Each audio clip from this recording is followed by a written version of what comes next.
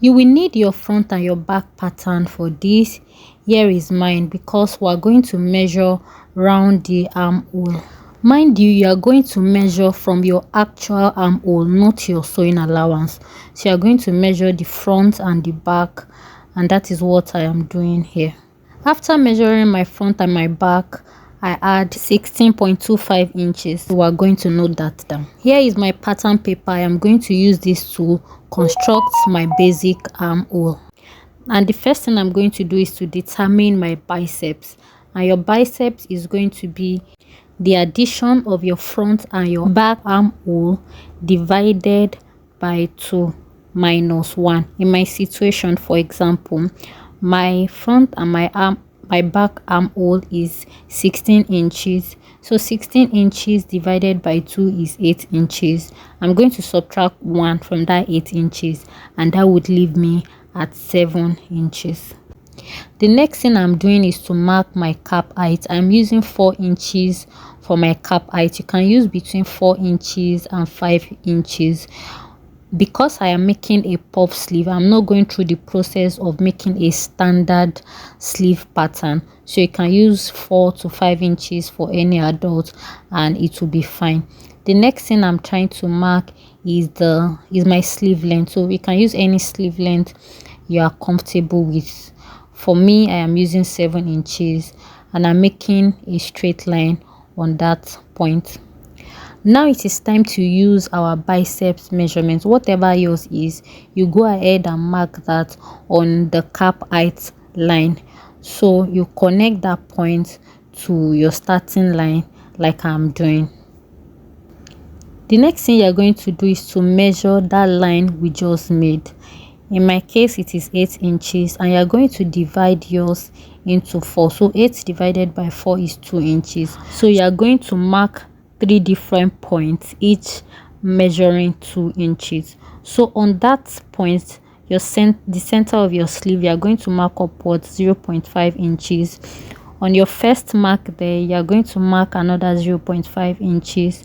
For that point, you're going to leave that, then you jump right to the last point and you're going to mark downwards 0.5 inches. And with your curved ruler, you're going to connect all these points as you see me do.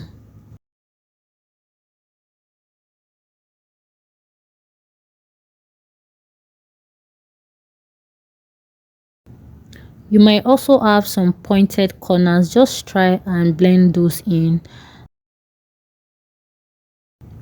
The next thing you're going to measure will be your sleeve circumference, but I advise that whatever that is for you, add a little ease to it, about 0.5 or 1 inches, because it is a puff sleeve and you need to gather around your basic sleeve, so you need a little allowance around that area.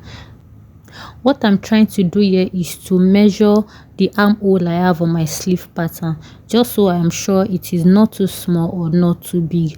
My own is about 0.5 inch longer. So I'm going to mark that point, then mark my allowance from there. So I'll mark my 1 inch sleeve allowance from that point I just marked. So then after this, I'm going to add my sewing allowance to the sleeve length also and connect those 2 points together. I have gone ahead to clean out the unwanted area around my armhole so you can see what my sleeve looks like. Then I'm going ahead to add my sewing allowance.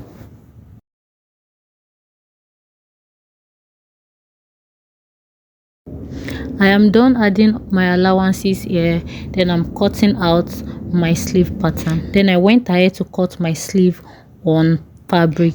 I will not recommend you cut your lining piece exactly like your basic pattern. I'm going to show you a better way to cut it. So you are going to fold your lining piece on bias like this.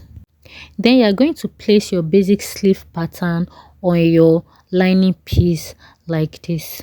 You can pin your pattern in place so that it does not move around. From the tip of your lining piece, you are going to measure up to your sleeve pattern.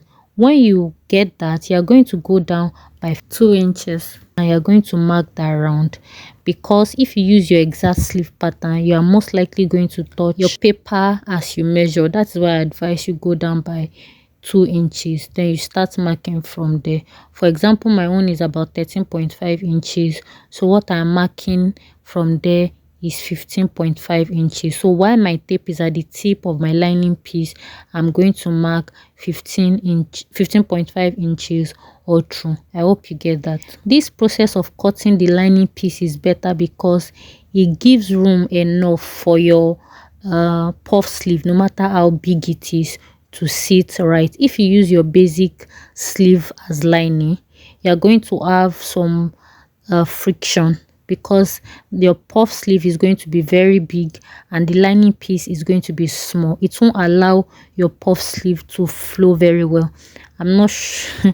I don't know if you understand, but yeah, this method is better. But for the sake of this tutorial, I'm still going to use the basic sleeve as my lining piece, but do not use that. Just use this process I just showed you. Then the next thing I'm going to do is the main fabric that I'm going to use for my puff sleeve. I'm going ahead to fold that on bias. Then I'll go ahead to place my lining piece on that, ensuring that the tip of your sleeve and also the side of your sleeve touches the fabric the way I have arranged it. But that is if you want your armhole to be exact, like you don't want any gathers around your armhole. But if you want a puff sleeve where you also gather around your armhole, you will need to push your lining piece down a bit so that you can have some excess around the armhole. Your placement is also very important. Don't place your fabric like that. Rather, yeah, let your side face up more so that you don't have excess around the side. I hope you understand what I'm trying to say. The way I've placed my lining piece now, there is excess on the side and also at the center of the sleeve. So you are going to readjust your armhole like this. With all of this new arrangement, you would have excess material to gather around your armhole. Then you can continue the rest of our measurements from there. Then the next thing we're going to mark now is the sleeve length. First, you're going to measure from the tip of your bias folding to your sleeve length, so you know how much of fabric you're going to add. Mine was like 14 inches, then I added 5 inches. Depending on the kind of fullness you want, that will determine how long you are going to make your sleeve length. One way you can go about this to be sure of the fullness you're looking for is, after you've made your markings like I'm doing it, you can measure round that marking and be sure that it is at least 2 or 3 times more than your sleeve circumference. This will help you to determine if the length you are working with is okay or you need to move further down. For the purpose of this tutorial, I will just use the first line and I also cut out around the armhole. And here is what my sleeve looks like at this point. What we need to do now is to gather the fabric we'll be using for the puff sleeve. I decided to use my needle and thread for this gathering process. You can use your sewing machine to also achieve this. That is totally fine, because the fabric I'm working with is not plenty. That is why I decided to use my needle and thread.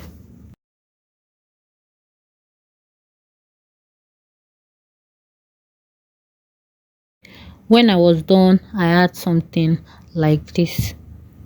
Then I'll try to match that with my basic sleeve, ensuring that I am able to match it from one end to the other. When you achieve this, you are going to sew by 0.5 at the edge. I am done sewing mine and this is what I have.